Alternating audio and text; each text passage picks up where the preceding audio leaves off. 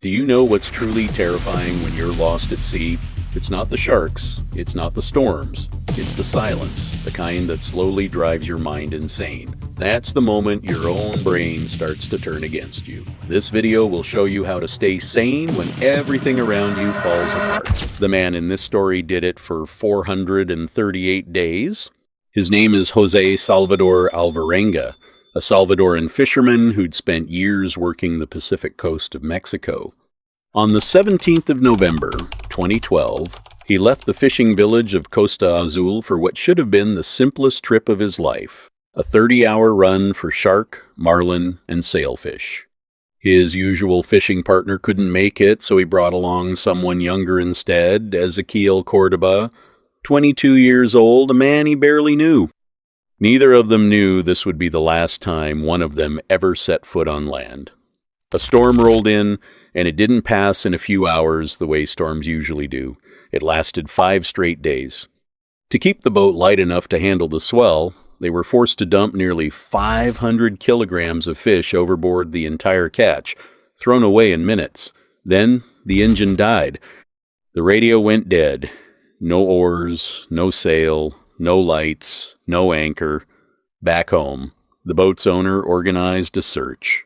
But thick fog kept shutting it down, and after a few weeks, the search was called off for good.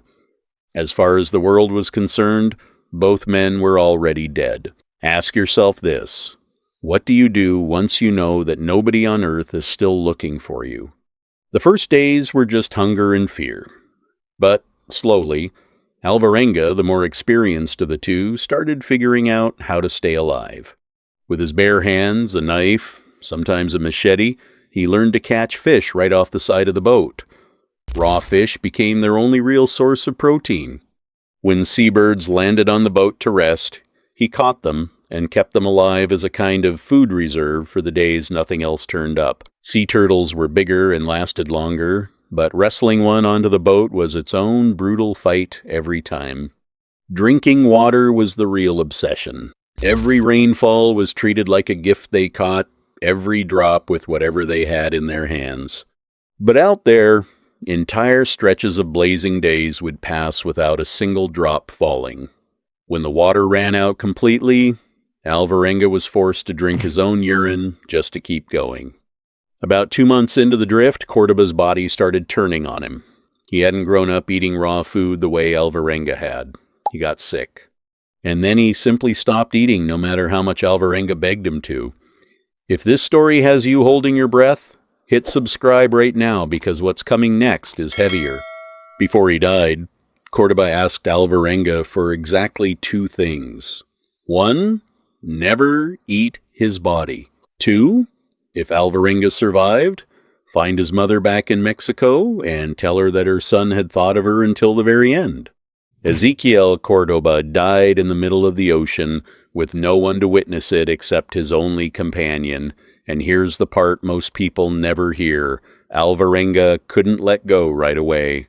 For 6 full days, he kept his friend's body on the boat, sometimes still talking to him as if he were alive, not because he didn't understand what had happened, but because he was afraid that accepting it would break his mind completely.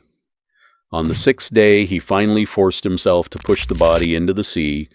From that moment on, he was truly alone.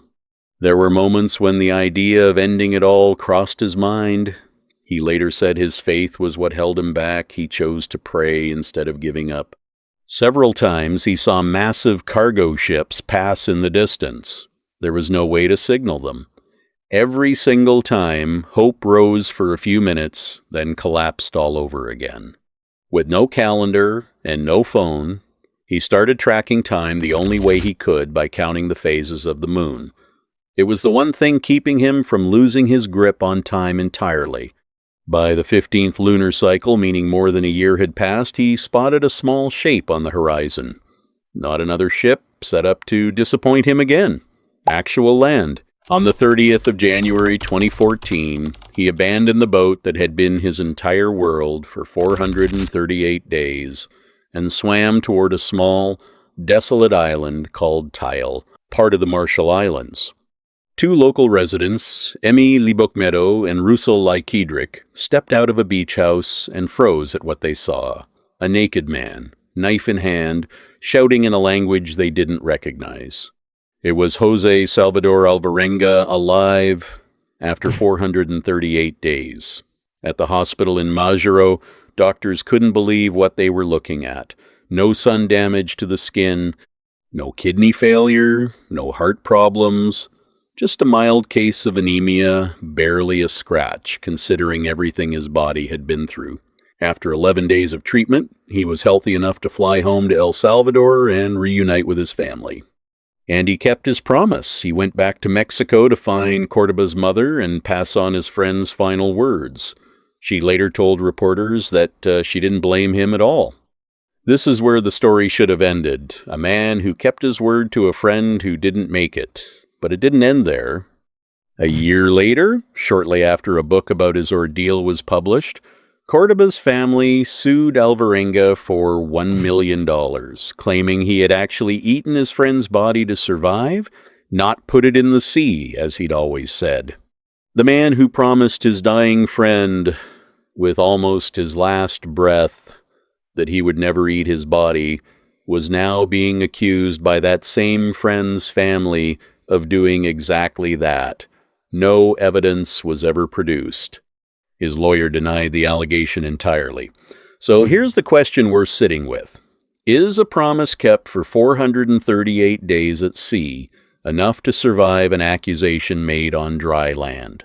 If this story made you think twice, hit subscribe because there are more survival stories just as insane as this one waiting in the next video.